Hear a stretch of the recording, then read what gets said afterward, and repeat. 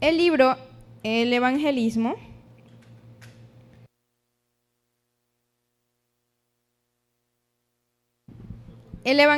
nos habla acerca de los ritos de la iglesia. Dice que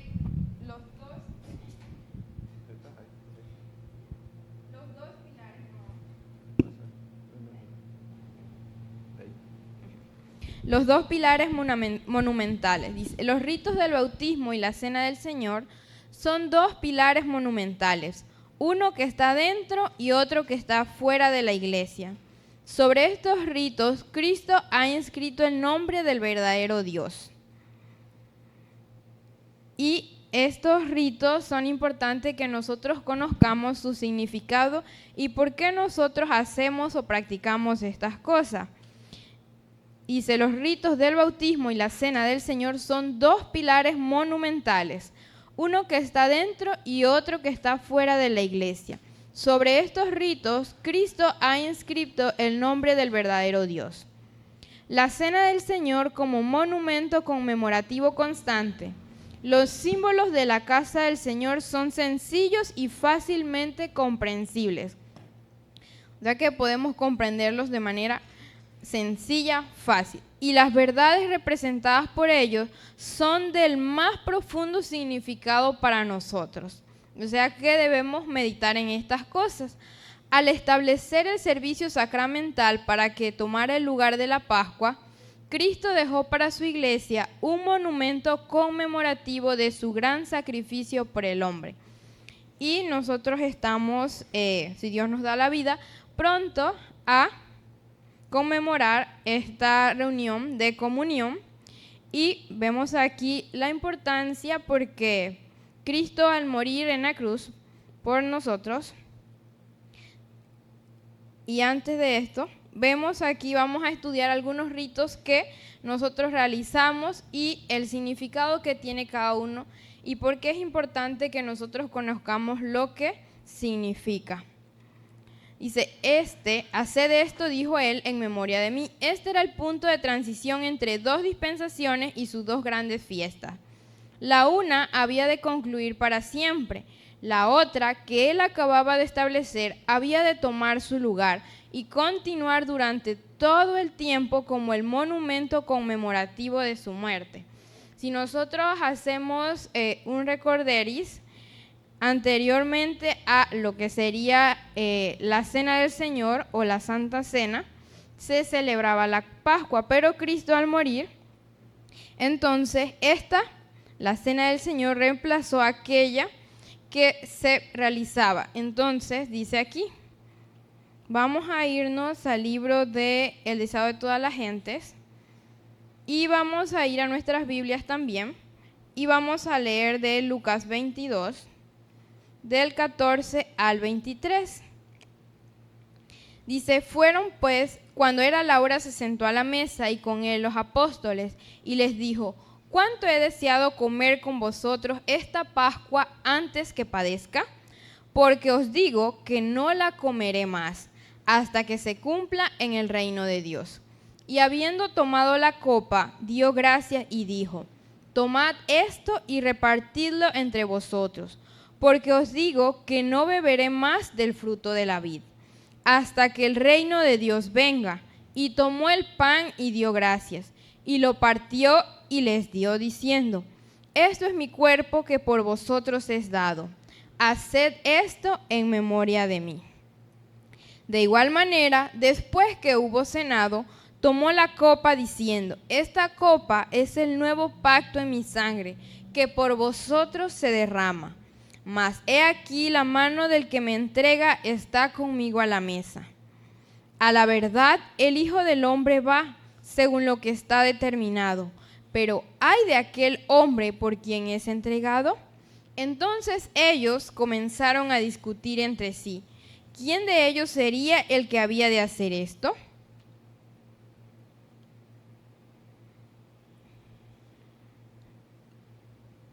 Cristo se hallaba en el punto de transición entre dos sistemas y sus dos grandes fiestas respectivas. Antes, la Pascua, luego, la Cena del Señor o Santa Cena. Dice, él, el Cordero Inmaculado de Dios, estaba por presentarse como ofrenda por el pecado. Y así acabaría con el sistema de figuras y ceremonias que durante 4000 años había anunciado su muerte. Recordemos que antes de que Cristo muriese se sacrificaba un corderito y ahora él, el Cordero Inmaculado, dice, estaba por presentarse como ofrenda por el pecado. Y así acabaría con el sistema de figuras y ceremonias que durante 4000 años había anunciado su muerte. Mientras comía la Pascua con sus discípulos, instituyó en su lugar el rito que había de conmemorar su gran sacrificio. La fiesta nacional de los judíos iba a desaparecer para siempre. El servicio que Cristo establecía había de ser observado por sus discípulos en todos los países y a través de todos los siglos. La Pascua fue ordenada como conmemoración del libramiento de Israel de la servidumbre egipcia. Dios había indicado que año tras año, cuando los hijos preguntasen el significado de este rito, se les repitiese la historia. Así había de mantenerse fresca en la memoria de todos aquella maravillosa liberación.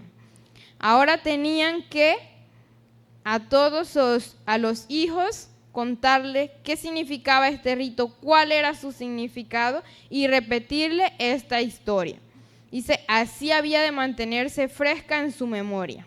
El rito de la Cena del Señor fue dado para conmemorar la gran liberación obrada como resultado de la muerte de Cristo. Este rito ha de celebrarse hasta que Él venga por segunda vez con poder y gloria. Y nosotros nos estamos preparando para encontrarnos con nuestro Creador. Y dice aquí que es importante que nosotros mantengamos fresco en nuestra mente el recuerdo de que el Señor obra en favor nuestro. Y este es un medio que el Señor utiliza. Este rito ha de celebrarse hasta que Él venga por segunda vez con poder y gloria. En ocasión de su liberación de Egipto, los hijos de Israel comieron la cena de Pascua de pie, con los lomos ceñidos, con el bordón en la mano, listos para el viaje. La manera en que celebraban este rito armonizaba con su condición, porque estaban por ser arrojados del país de Egipto e iban a empezar un viaje penoso y difícil a través del desierto. Pero en el tiempo de Cristo las condiciones habían cambiado. Ya no estaban por ser arrojados de un país extraño, sino que moraban en su propia tierra. En armonía con el reposo que les había sido dado, el pueblo tomaba entonces la cena pascual en posición recostada. Se colocaban canapés en derredor de la mesa, y los huéspedes descansaban en ellos, apoyándose en el brazo izquierdo y teniendo la mano derecha libre para manejar la comida. Ya no tenían que tener un bordón en la mano, sus lomos ceñidos, porque ahora estaban en su propia tierra.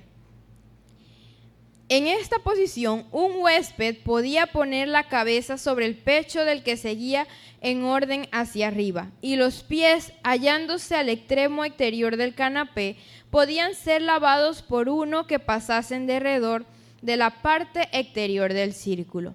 Cristo estaba todavía a la mesa en la cual se había servido la cena pascual.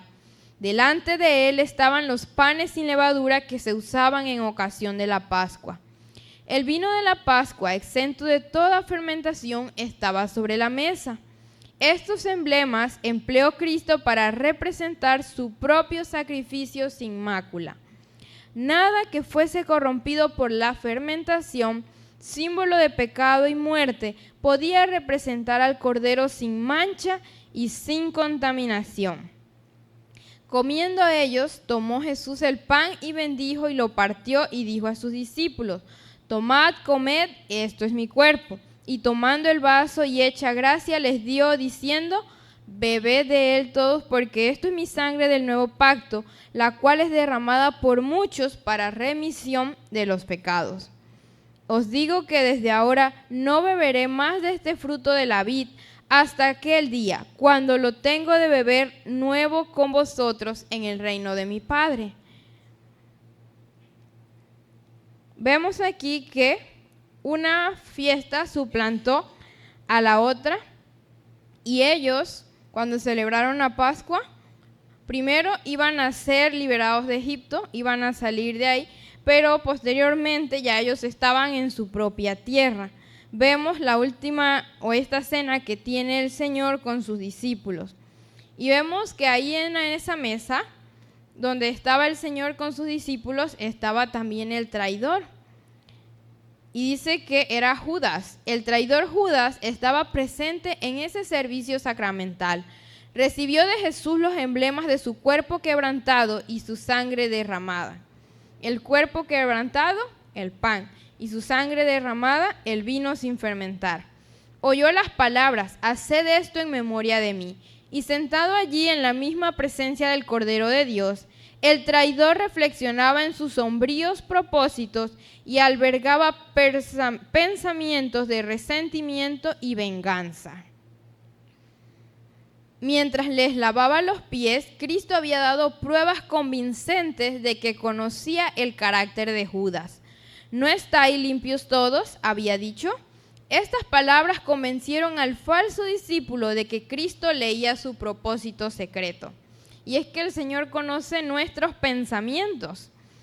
Y aunque Judas estaba a la mesa y tenía una oportunidad, dice que tenía pensamientos de resentimiento y venganza. Y Cristo, que podía leer sus pensamientos, dice aquí, estas palabras, no estáis limpios todos, que había dicho Cristo, convencieron al falso discípulo de que Cristo leía su propósito secreto. Pero ahora Jesús habló más claramente. Sentado a la mesa con los discípulos, dijo mirándolos, no hablo de todos vosotros y sé los que he elegido, mas para que se cumpla la escritura, el que come pan conmigo, levantó contra mí su calcañar. Aún entonces los discípulos no sospecharon de Judas, pero vieron que Cristo parecía muy afligido. Una nube se posó sobre todos ellos, un presentimiento de alguna terrible calamidad cuya naturaleza no comprendían. Mientras comían en silencio, Jesús dijo, de cierto os digo que uno de vosotros me ha de entregar. Al oír estas palabras, el asombro y la consternación se apoderaron de ellos. Y ahora se preguntaban, ¿quién de nosotros? No podían comprender cómo cualquiera de ellos pudiese traicionar a su divino maestro. Pero el Señor, que lee en lo secreto, sabe y dice, ¿por qué causa podría traicionarle? ¿Y ante quién? ¿En el corazón de quién podría nacer tal designio? Ahora, ¿quién iba a ser el que iba a entregar al Señor?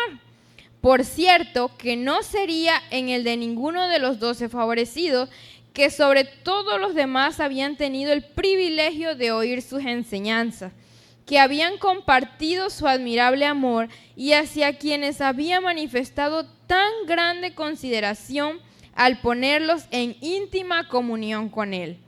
Al darse cuenta del significado de sus palabras y recordar cuán ciertos eran sus dichos,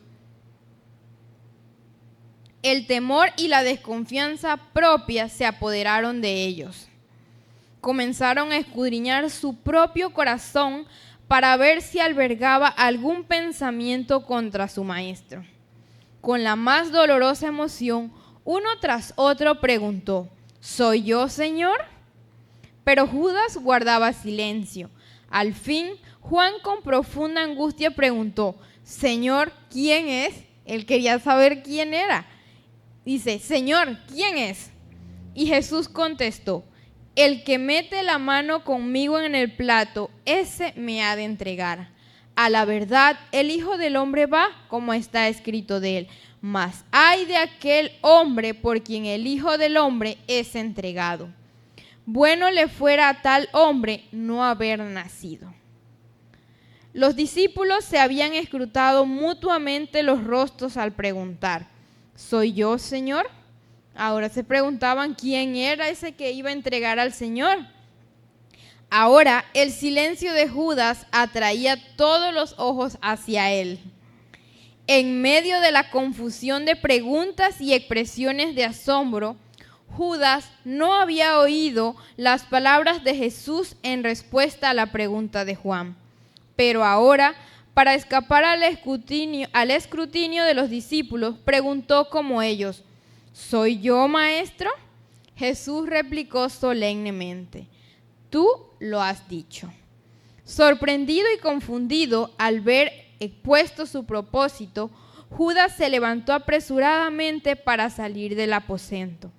Entonces Jesús le dice: lo que haces, hazlo más presto, o sea, apresúrate.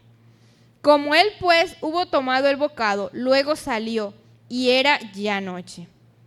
Era verdaderamente noche para el traidor cuando, apartándose de Cristo, penetró en las tinieblas de afuera. Hasta que hubo dado este paso, Judas no había traspasado la posibilidad de arrepentirse.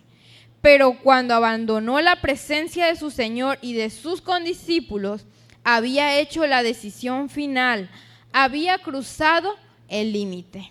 Ya no había vuelta atrás. Y podemos ver hasta aquí que el Señor, sabiendo que Judas, que era el que lo iba a entregar, no le negó un lugar a la mesa. Y vemos aquí donde dice: era verdaderamente noche para el traidor cuando, apartándose de Cristo, penetró en las tinieblas de afuera. Hasta que hubo dado este paso, Judas no había traspasado la posibilidad de arrepentirse. Pero cuando abandonó la presencia de su Señor y de sus condiscípulos, había hecho la decisión final, había cruzado el límite. Admirable había sido la longanimidad de Jesús en su trato con esta alma tentada. Nada que pudiera hacerse para salvar a Judas se había dejado de lado. Después que se hubo comprometido 2 veces a entregar a su Señor, Jesús le dio todavía oportunidad de arrepentirse. Leyendo el propósito secreto del corazón del traidor, Cristo dio a Judas la evidencia final y convincente de su divinidad. Esto fue para el falso discípulo el último llamamiento al arrepentimiento. El corazón divino humano de Cristo no escatimó súplica alguna que pudiera ser. Y esto nos hace a nosotros una invitación de manera especial a escudriñar nuestro corazón, a ver cómo estamos delante del Señor. El corazón divino humano de Cristo no escatimó súplica alguna que pudiera ser. Las olas de la misericordia, rechazadas por el orgullo obstinado, volvían en mayor reflujo de amor subyugador. Pero aunque sorprendido y alarmado al ver descubierta su culpabilidad, Judas se hizo tan solo más resuelto en ella. Desde la cena sacramental salió para completar la traición.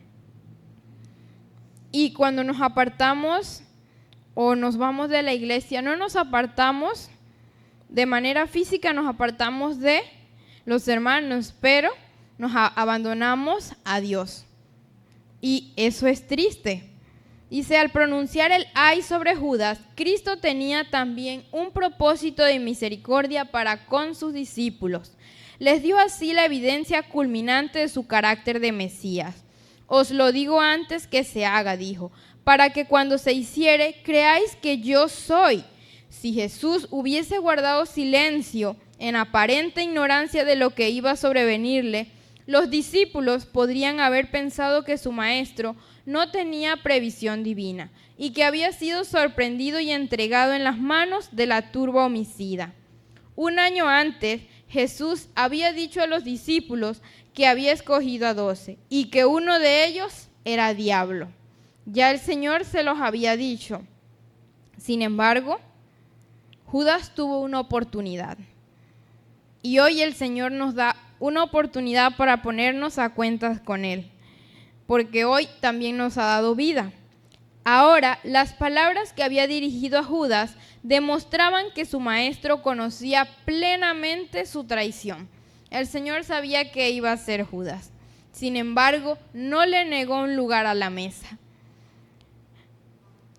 El maestro conocía plenamente su traición e iban a fortalecer la fe de los discípulos fieles durante su humillación. Y cuando Judas hubiese llegado a su horrendo fin, recordarían el ay pronunciado por Jesús sobre el traidor. El Salvador tenía otro propósito aún. No había privado de su ministerio a aquel que sabía era el traidor. Los discípulos no comprendieron sus palabras cuando dijo mientras les lavaba los pies: no estáis limpios todos. Ni tampoco cuando declaró en la mesa: el que come pan conmigo levantó contra mí su calcañar. Ellos no habían comprendido esto. Sin embargo, nos dice, pero más tarde, cuando su significado quedó aclarado, vieron allí pruebas de la paciencia y misericordia de Dios hacia el que más gravemente pecara. Aunque Jesús conocía a Judas desde el principio, le lavó los pies y el traidor tuvo ocasión de unirse con Cristo en la participación del sacramento. Un Salvador longánime ofreció al pecador todo incentivo para recibirle, para arrepentirse y ser limpiado de la contaminación del pecado.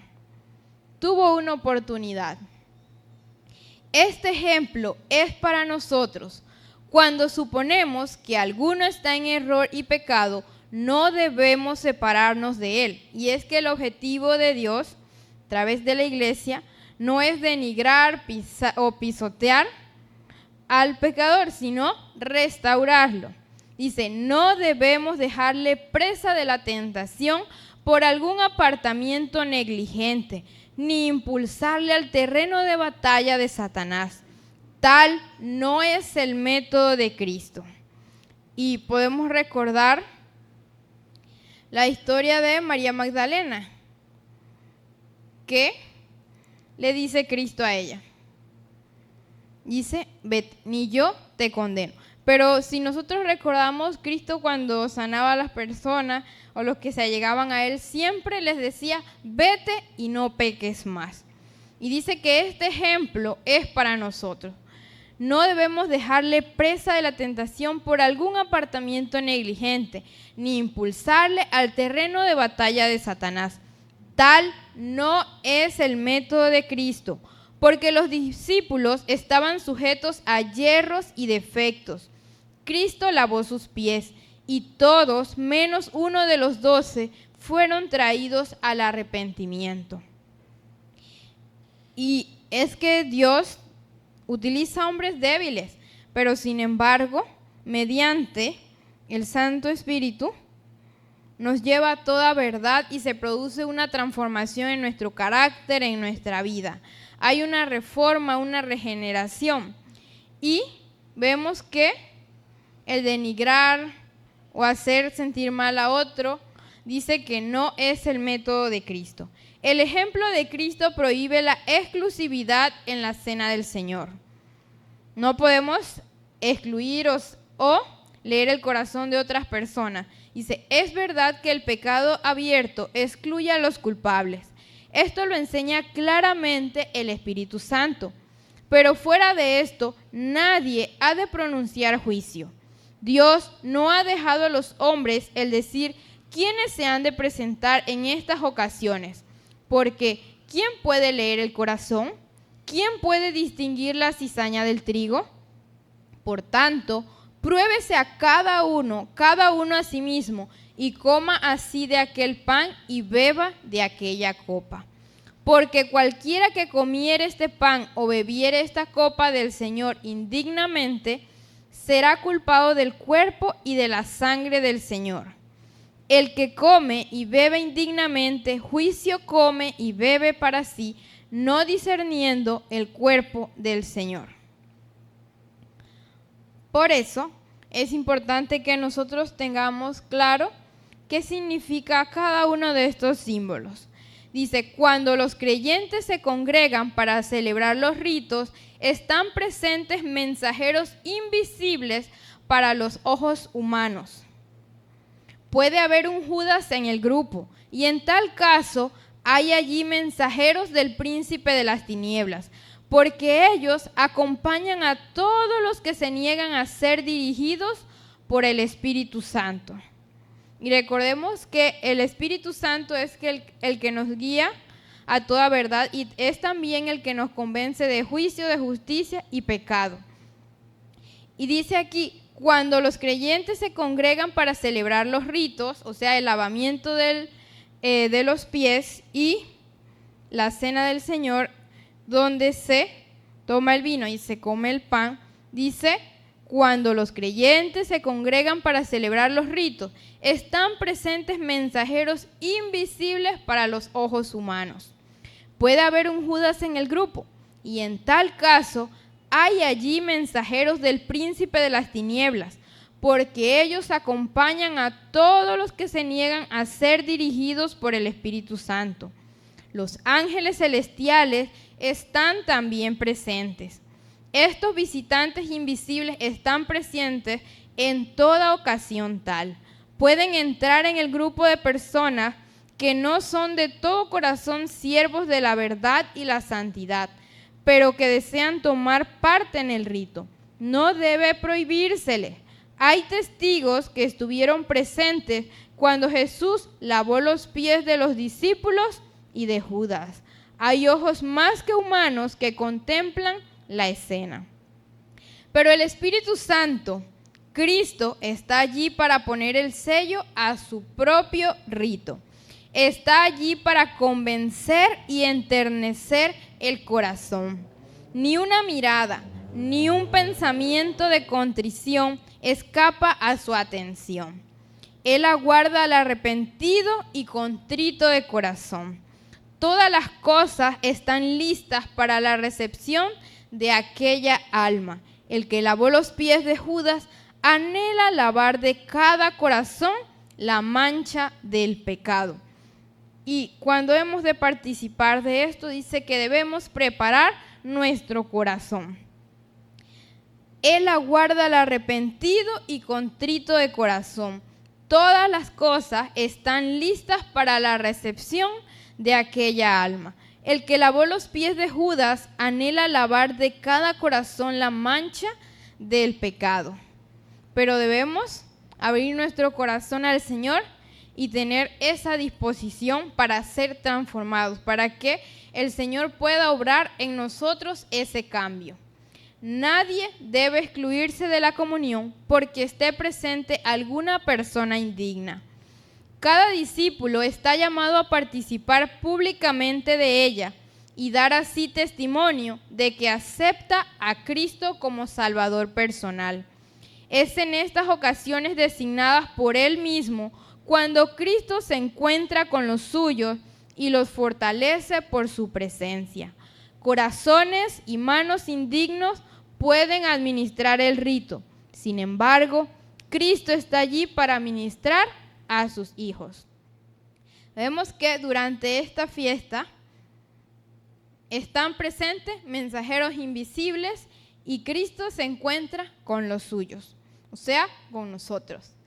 Todos los que vienen con su fe fija en Él serán grandemente bendecidos. Pero si nosotros nos excluimos de participar de esto, no recibimos la bendición.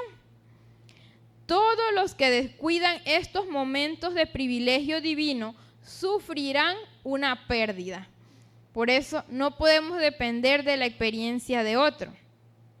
Acerca de ellos se puede decir con acierto: no estáis limpios todos.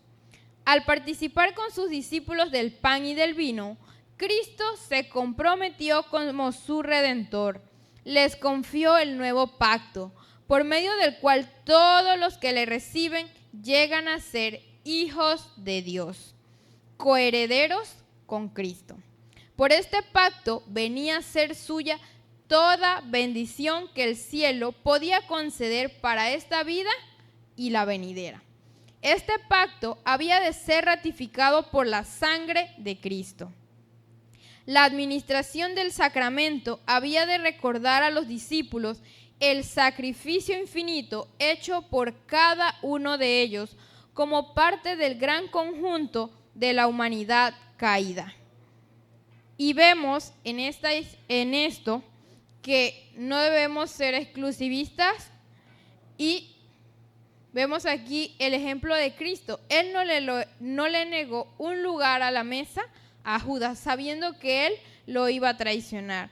Y sin embargo, vemos aquí que Judas tuvo una oportunidad para arrepentirse. Vemos cuán importante es esta fiesta y vemos también aquí que Cristo se encuentra con los suyos.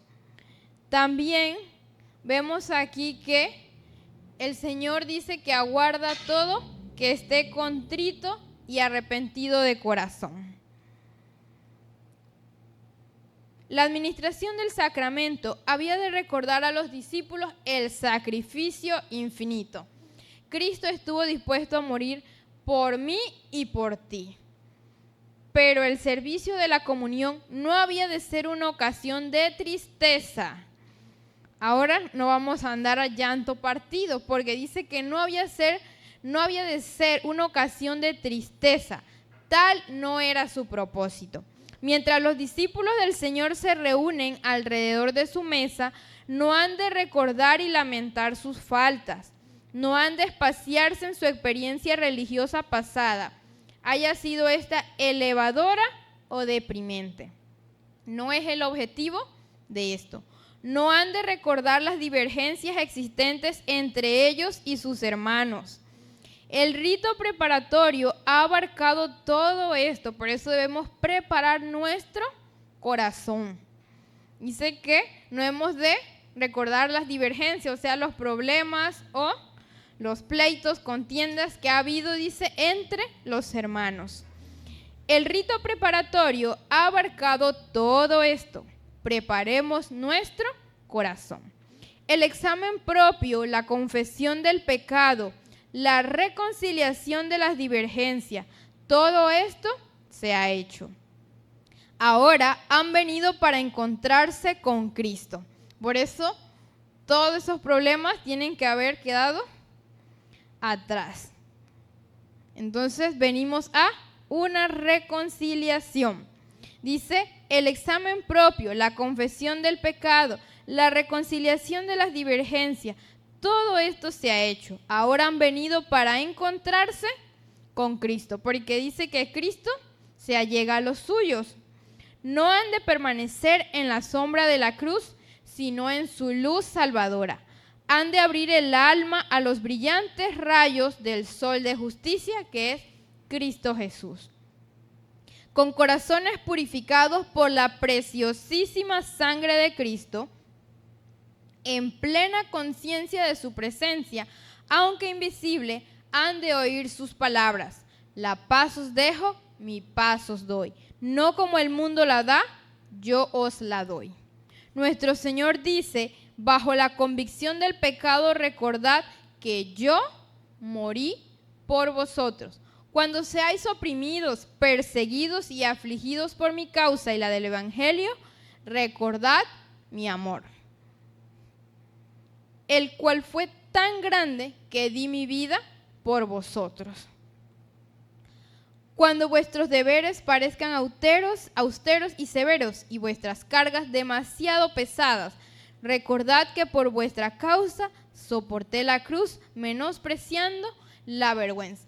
¿Cuánto estuvo dispuesto Cristo a hacer por nosotros? Que murió para que nosotros pudiésemos recibir el perdón de nuestros pecados.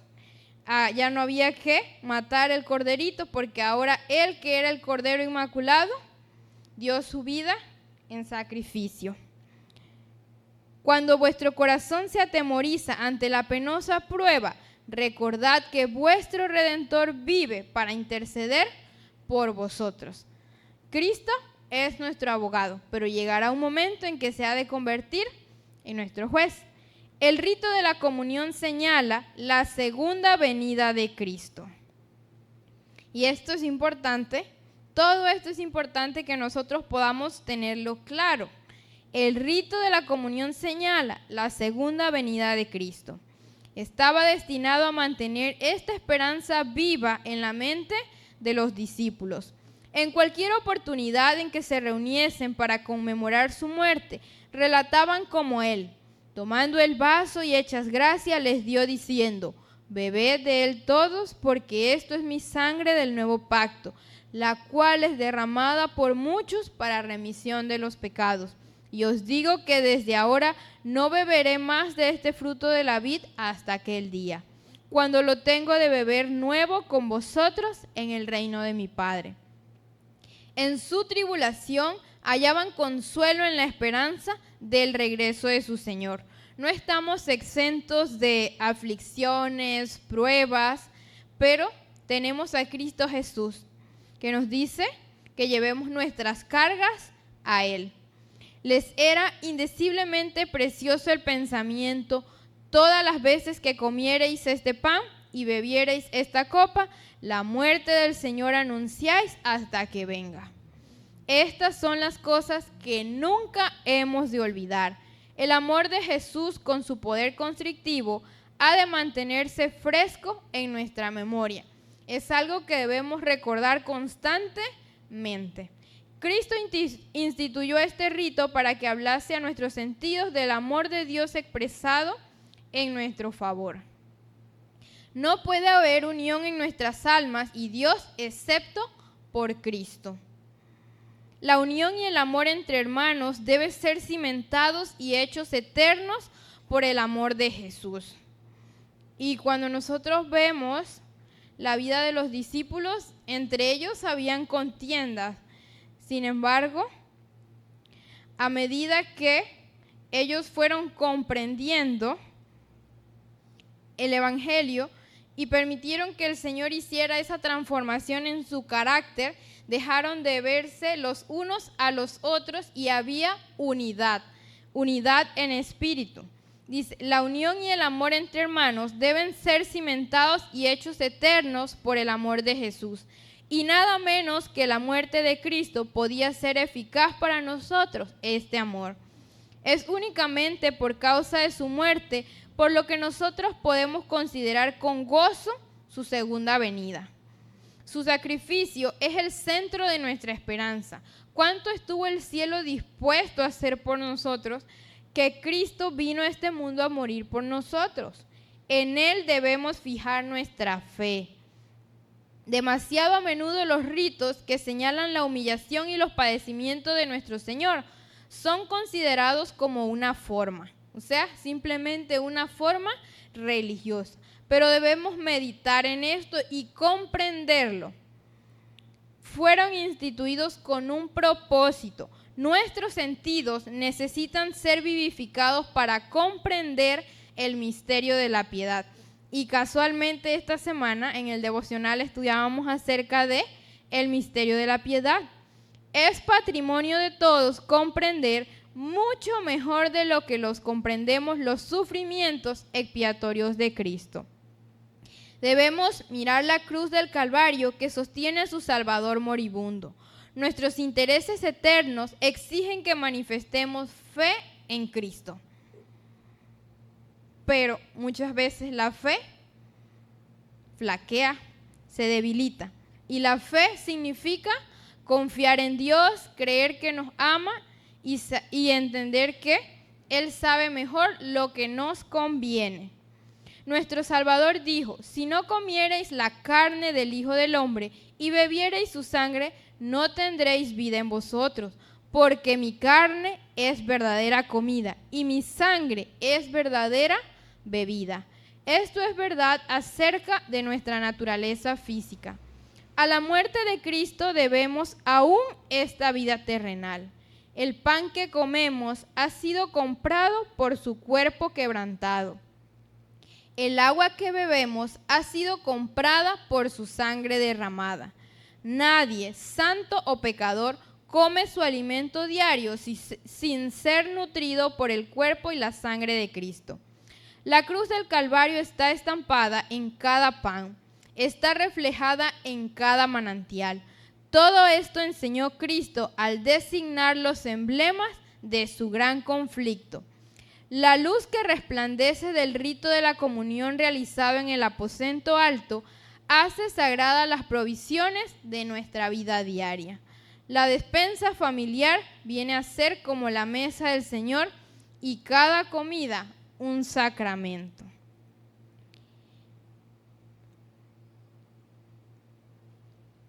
El que come mi carne, dice él, y bebe mi sangre, en mí permanece y yo en él.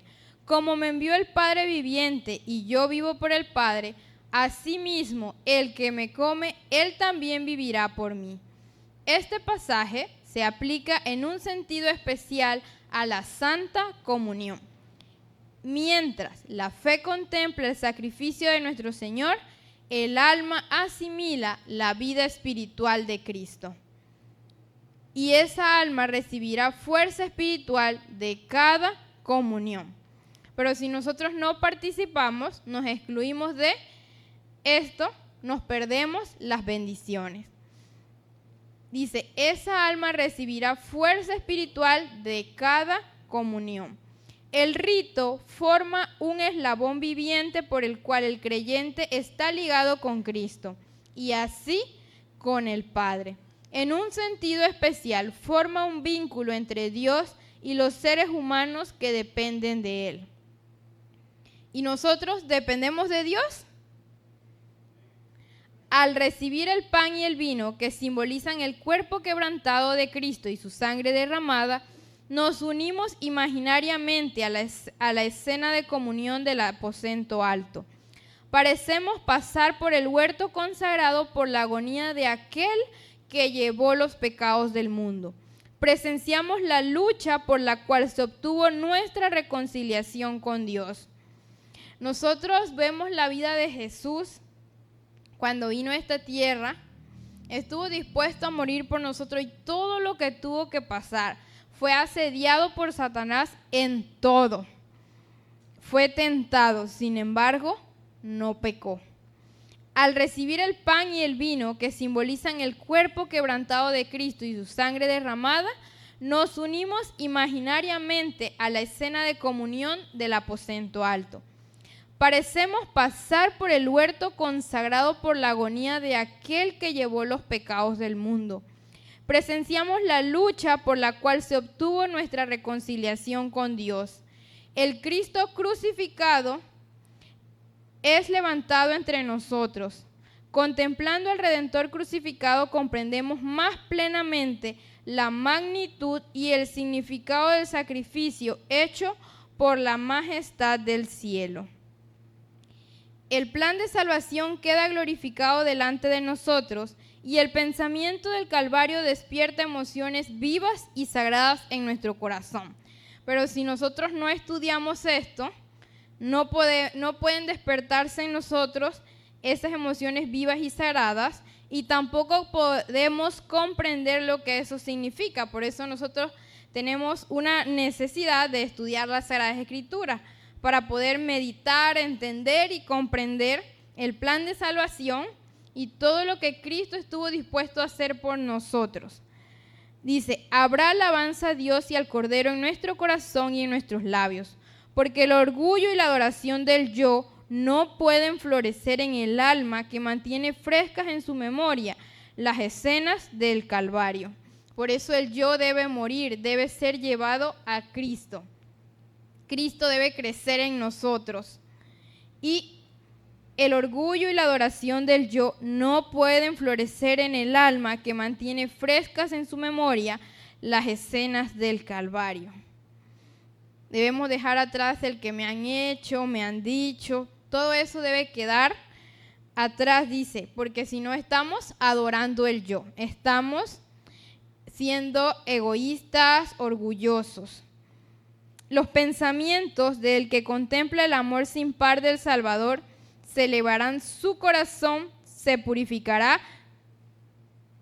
Dice, su corazón se purificará, su carácter se transformará. ¿Cómo puede ser mi carácter transformado si yo sigo adorando al yo?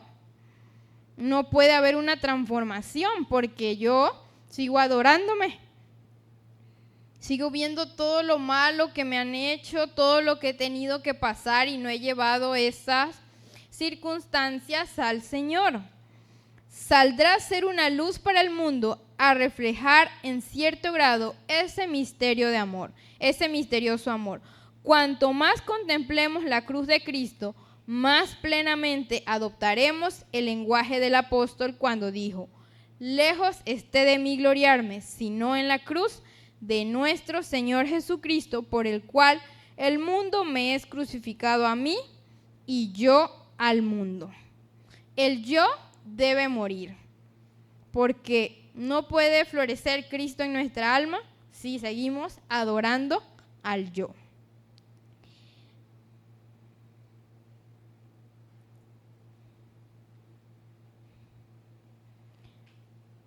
Vemos aquí que el Señor no le negó un lugar a Judas en la mesa.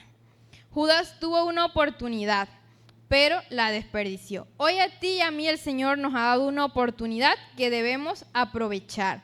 Y dice que la comunión, la cena del Señor, estos símbolos son sencillos y fácil de comprender, pero necesitamos estudiar para poder comprenderlos.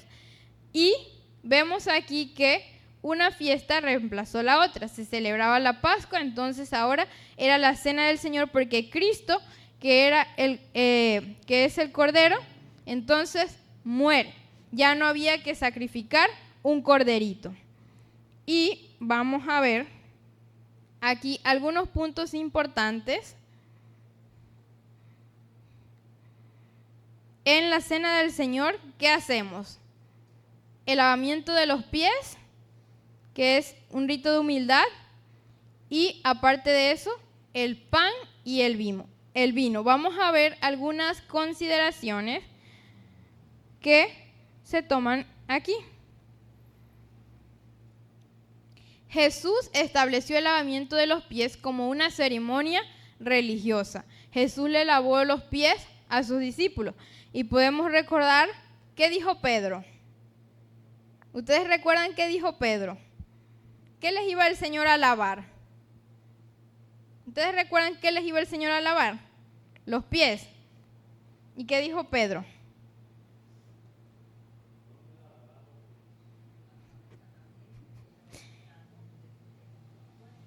Pero vamos a ver qué significa el lavamiento de los pies. Dice, Jesús estableció el lavamiento de los pies como una ceremonia religiosa. Nosotros allá afuera también hacemos eso, nos lavamos los pies los unos a los otros. Cuando ellos se reunieron para participar de la cena del Señor, el rito de lavamiento de pies habría de ser establecido como una ceremonia religiosa. Pero no debe ser una forma religiosa, debemos meditar y comprender su significado. El lavamiento de los pies enseña la humildad de Cristo y hace que los corazones de los participantes se enternezcan unos con otros.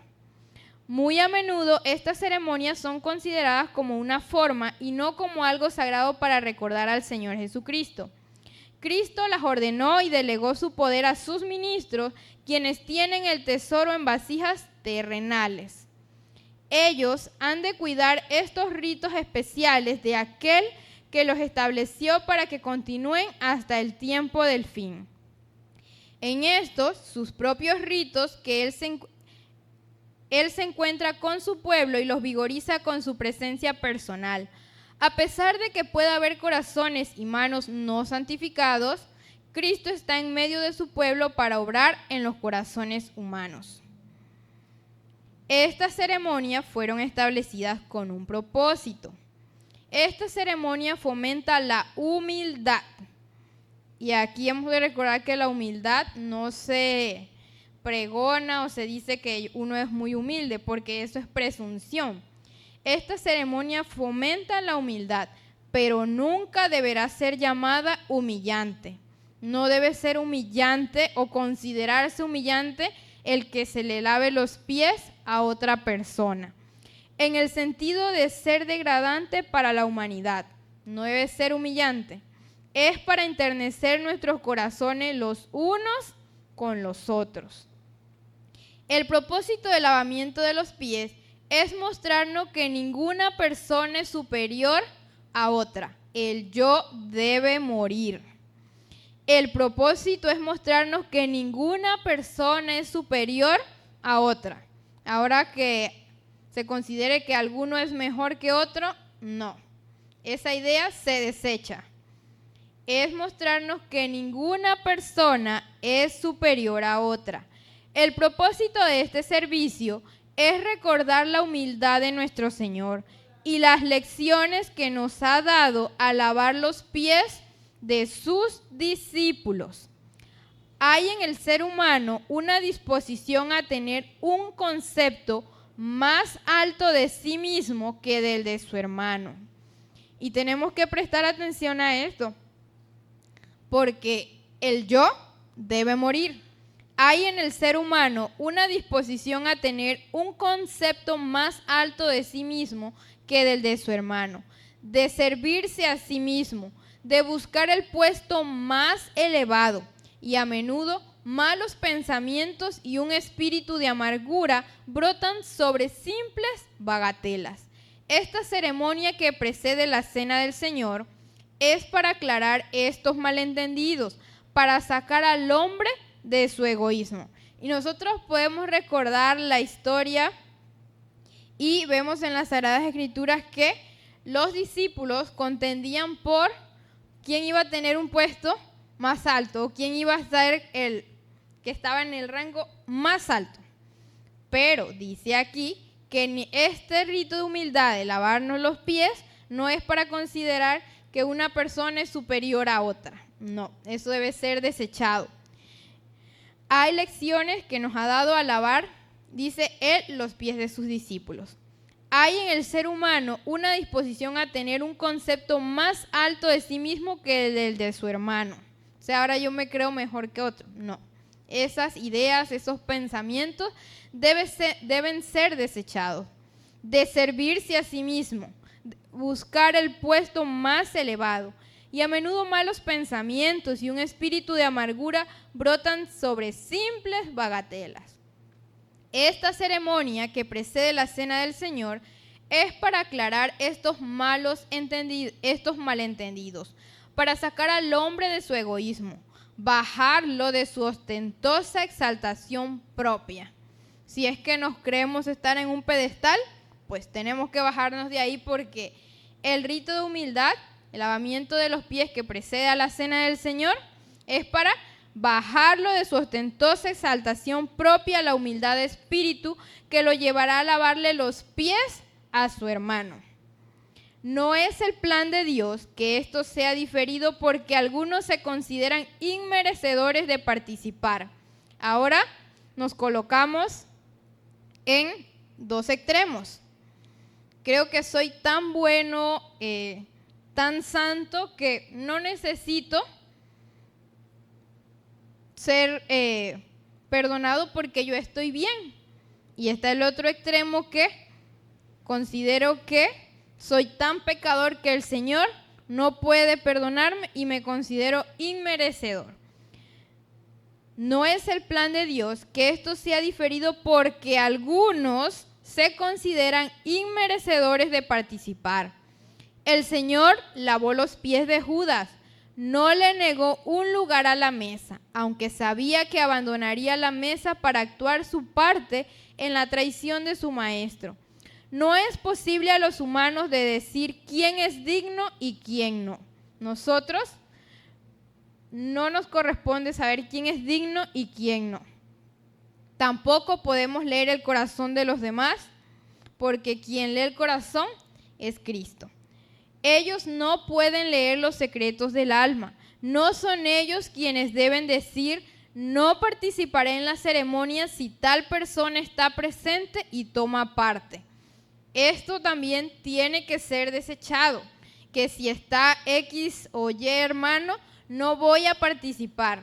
No, dice aquí: el Señor lavó los pies de Judas, no le negó un lugar a la mesa, aunque sabía que abandonaría la mesa para actuar su parte en la traición de su maestro. No es posible a los humanos decir quién es digno y quién no. Ellos no pueden leer los secretos del alma. No son ellos quienes deben decir: no participaré en la ceremonia si tal persona está presente y toma parte. ni tampoco Dios ha dejado al hombre para que decida quién participará en estas ocasiones. Esa no es nuestra responsabilidad decir quién participa y quién no. Pero sí es importante que tengamos en cuenta que debemos comprender lo que significa cada uno de estos ritos. El lavamiento de los pies debe ser presentado cuidadosamente a las personas que no han sido informadas de antemano. En la palabra de Dios se presentan deberes cuyo cumplimiento mantendrá al pueblo de Dios humilde y separado del mundo, y también impedirá que apostate como las iglesias nominales. El lavamiento de los pies y la participación en la cena del Señor debieran practicarse con más frecuencia. ¿Lo realiza nuestra iglesia? Sí. Jesús nos dio el ejemplo y nos dijo que hiciéramos como Él hizo. Vi que su ejemplo debiera seguirse tan exactamente como sea posible. Sin embargo, los hermanos y las hermanas no han obrado tan juiciosamente como debieran en el lavamiento de los pies, y ello ha causado confusión. Es algo que debiera introducirse con cuidado y sabiduría en los lugares nuevos, especialmente donde la gente no está informada acerca del ejemplo y las enseñanzas de nuestro Señor al respecto, y donde existen prejuicios contra este rito. Muchas almas sinceras, por la influencia de maestros en quienes tenían antes confianza, albergan mucho prejuicio contra este sencillo deber. Y hemos de ser cuidadosos, porque hay quienes consideran que son tan inmerecedores, tan pecadores, que el Señor no los puede perdonar y dicen que no pueden participar. E incluso he llegado a escuchar que porque la media estaba rota, que tenía los pies sucios, que no iba a participar. Pero dice que no nos corresponde a nosotros decir quién debe participar y quién no. Muchas almas sinceras, por la influencia de maestros en quienes tenían antes confianza, albergan mucho prejuicio contra este sencillo deber, y el asunto debe ser introducido al debido tiempo y de la manera apropiada. Por eso es importante que comprendamos qué significa el lavamiento de los pies y cuál es el lavamiento de los pies, cuál es el propósito. A ver, lo hemos estado mencionando para que no se duerman. A ver, hermano Hipólito, que me ayude con el micrófono, porque hemos estado compartiendo y es importante que quedemos claros. ¿Cuál es el propósito del lavamiento de los pies? Lo acabo de leer hace poco.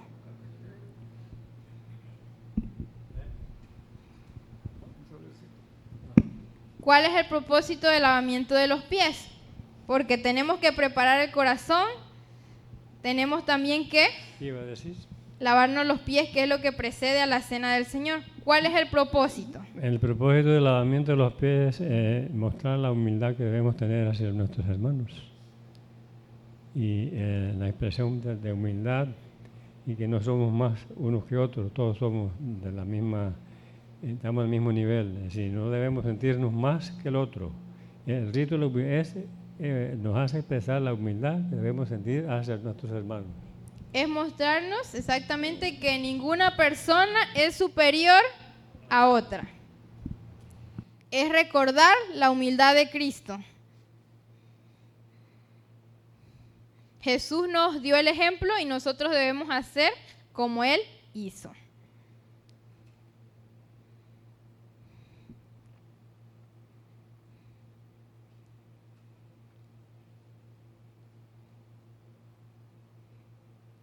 Veamos. También se nos dice aquí, solamente, vamos a ver ahora acerca del pan y el vino. Solamente debe usarse vino sin fermentar en la mesa de la cena del Señor. Si alguno desea participar, me dice porque no cargo lentes y no veo bien. Veo sus caras borrosas, ok. Así que vamos a leer acerca del pan y el vino. En el mundo, otras denominaciones enseñan que o hacen similar a esto, pero utilizan vino fermentado. Y dicen que Jesús bebió vino y que ellos también tienen que beber vino. Pero si Cristo es nuestro ejemplo y no pecó, ¿será que Cristo tomó vino fermentado? No, Él no nos enseñó eso. Dice, solamente debe usarse vino sin fermentar en la mesa de la cena del Señor. Cristo no contradijo su propia enseñanza. Ahora es que el Señor nos enseñó una cosa y Él mismo hizo otra. Jamás. El vino sin fermentar que suministró a los convidados de la boda era una bebida sana y refrigerante. Y si nosotros recordamos esta historia, dice, ¿quién sirve el mejor vino de último? Dice, fue el vino del que nuestro Salvador hizo uso con sus discípulos en la primera comunión. O sea, vino sin fermentar, el jugo de la vid. Es también el vino que debería figurar siempre en la Santa Cena como símbolo de la sangre del Salvador. Y nosotros que hemos participado de esto, sabemos que no se pone vino fermentado sobre esta mesa. No es el principio divino. Es también el vino que debería figurar siempre en la Santa Cena como símbolo de la sangre del Salvador. El servicio sacramental está destinado a refrigerar y vivificar el alma. Nada de lo que sirve al mal debe relacionarse con dicho servicio. Ahora, ¿va a servirse un vino fermentado? No. ¿Con un cierto grado de alcohol? No. No es el principio divino. Nosotros tenemos que ajustarnos a un escrito está y un así dice Jehová. Veamos, el pan de la cena del Señor debe ser sin levadura. Y ciertamente el que se prepara y se pone sobre esta mesa es sin levadura. De hecho, esa receta solo lleva agua, harina de trigo y aceite de oliva. El pan partido y el puro jugo de uva deben representar el cuerpo quebrantado y la sangre derramada del Hijo de Dios. Ahora pregunto, ¿qué significa el pan y qué significa el vino? Son símbolos. ¿Qué significa? A ver, micrófono. ¿Qué representa el pan y qué representa el vino?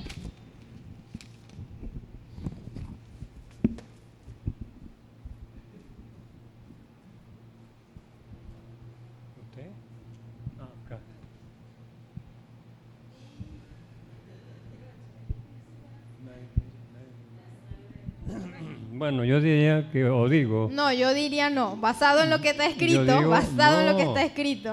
Yo diría mi respuesta a lo que me pregunta, que el significado de la sangre del vino es la sangre que ha sido derramada por nosotros. Y la del cuerpo es porque él dice... Del cuerpo no, del pan. El del pan es el cuerpo de Cristo. Y que agrego, es necesario que los que lo preparan sepan que no deben mezclar nada que el mundo mezcle con su pan, es decir, la levadura. Es un pan sin levadura. ¿Por qué? Porque la levadura en el pan significa alteración, falso. Entonces, por eso debemos tener cuidado al preparar el pan. No es cosa de ligereza hacer el pan, hay que hacerlo concienzudamente. Es el cuerpo de Cristo representado a través de él. Por lo tanto, debemos ceñirnos a lo que está escrito, no alterarlo. Cualquier cosa hacemos el error, pecamos en eso. Entonces, cuidado, hermanas, los que preparan el pan en ese sentido. Y no es algo de poca monta, eso tiene muy alto significado. Entonces, cuidadito en el nombre del Señor. Amén. Así es. Entonces, el pan partido representa el cuerpo quebrantado y el puro jugo de uva, la sangre derramada del Hijo de Dios. Es lo que representa. A ver. Buenos días. Bueno, dentro de esto que acaba de mencionar el hermano Hipólito, cabe la pena y es importante señalar que hasta el día de hoy los hijos de Israel, étnico-literales, cuando van a preparar, lo preparan con el cuidado de evitar la contaminación. Es decir, empiezan purificándose los que van a participar de esto y luego entonces cuando lo van a hacer lo hacen en utensilios dedicados a esa obra, porque no son cuestiones seculares, y es un símbolo como tal que cuando nosotros recordamos la indicación original del corderito de 1 año tenía que ser sin defecto, y que de la misma manera los que lo cuidaban no estaban Ahí no relacionados. escuchamos por acá a la hermana Jacqueline. ¿Me están escuchando por allá? Perdón, por acá por Panamá no lo escuchamos. ¿Será que somos nuestro volumen muy bajo? Déjeme ver. Puede ser. La cuestión es que... No se escuchó. A ver, vamos a ver si a lo mejor hablamos más fuerte. ¿O será que se fue el audio? Déjeme ver. Pues sí, como le estábamos diciendo, la circunstancia está en que tiene que preceder una preparación. No se podía tener cualquier corderito y se presentaba y bueno, ahora este va a ser, sino que se hacía tal y como Dios lo había dicho. Es decir, primero se purificaba el que iba a hacer esta obra, luego los utensilios eran utensilios única y exclusivamente utilizados para eso, para que entonces pueda tener todo el cuidado necesario. Y de esa manera entonces se trae una masa de la combinación de aceite de oliva, de agua, de sal, horneado, sin levadura, para que entonces pueda representar como debe ser. Cualquier añadidura que tenga que ver con polvo de hornear o bicarbonato o levadura echa a perder el símbolo.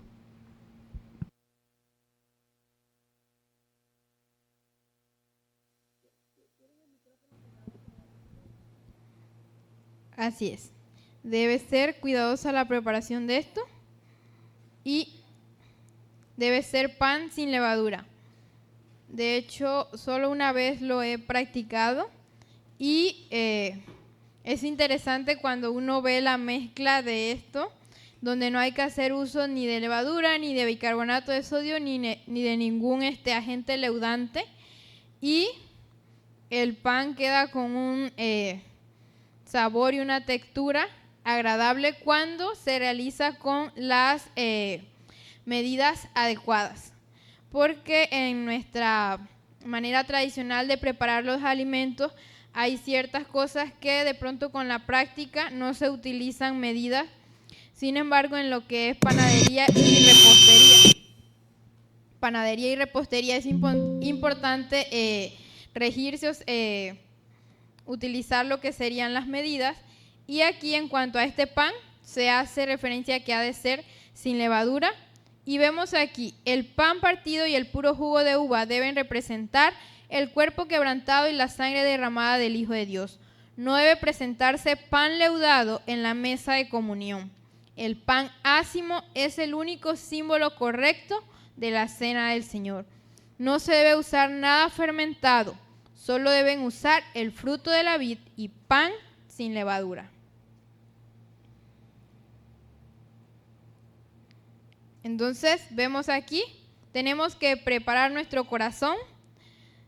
También, cuando vamos al lavamiento de los pies, tener claro que el objetivo o el propósito de este rito es mostrarnos que ninguna persona es superior a otra, que los malos entendidos deben quedar atrás y debe haber reconciliación con nuestro Señor y con nuestros hermanos, que no debemos excluirnos, que si hay alguien que desea participar, debe ser instruido o conocer lo que significa cada una de estas cosas.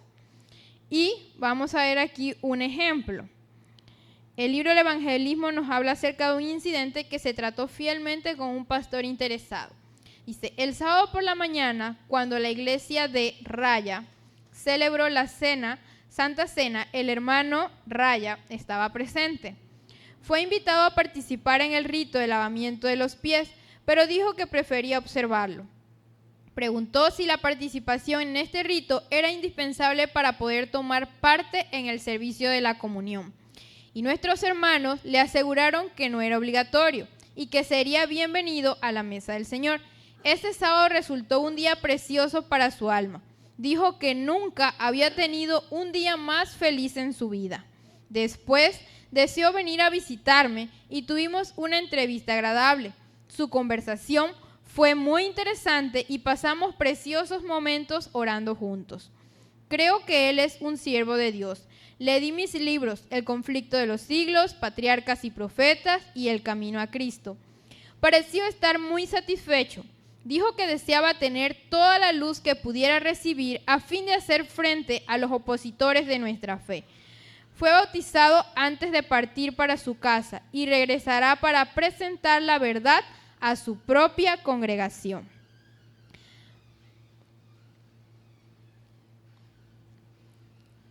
Esta comunión o esta fiesta no debe ser excluyente, no debe haber consideración de una persona superior a la otra y debemos tener conocimiento de lo que estamos haciendo, conocer cuál es el propósito de cada una de estas cosas. Dice, manuscrito 47, 1897, pueden llegar a relacionarse con vosotros personas que no están unidas de corazón con la verdad y la santidad, pero que quisieran tomar parte en estos servicios. No se lo impidáis.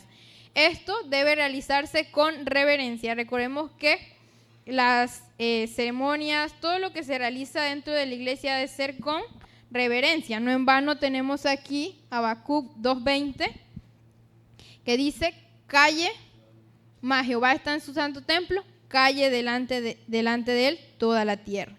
Con reverencia, todas las cosas relacionadas con este rito deben sugerir una preparación tan perfecta como sea posible. Y empieza con la preparación de nuestro corazón.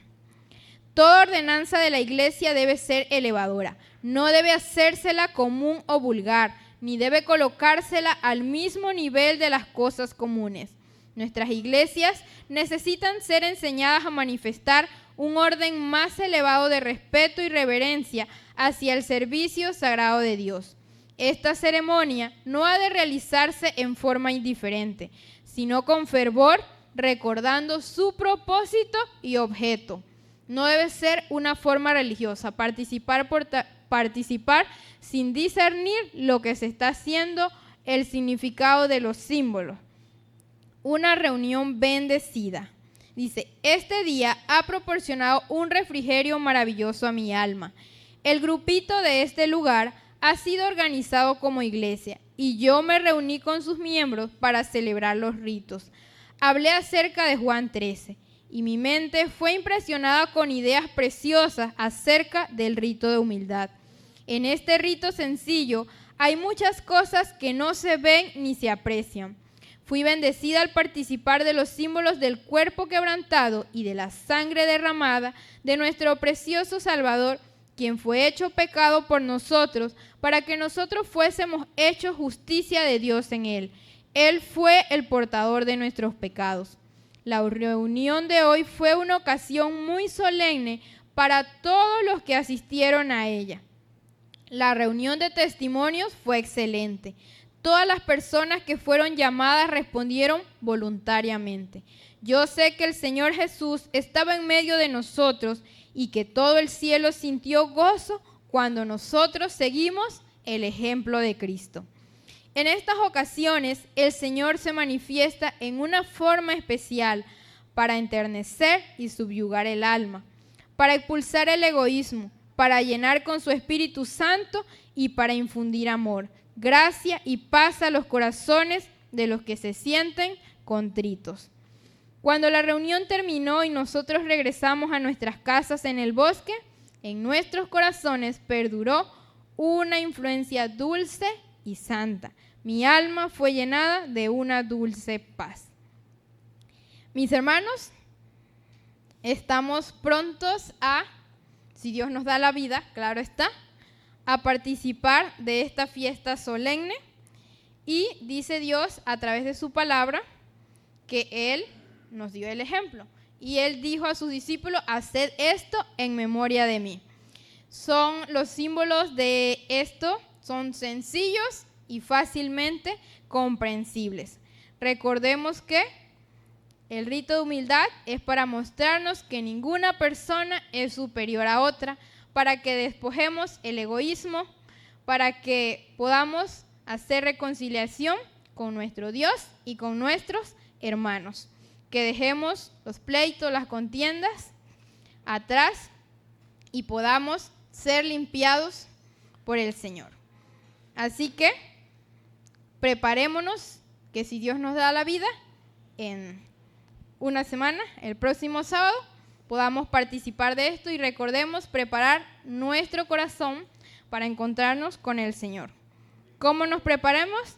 A través del escudriñamiento de nuestro corazón, el estudio de las Sagradas Escrituras y la oración. Que el Señor les bendiga a cada uno y meditemos en estas cosas. Así que para finalizar nos pondremos en pie y vamos a entonar las notas del himno 438.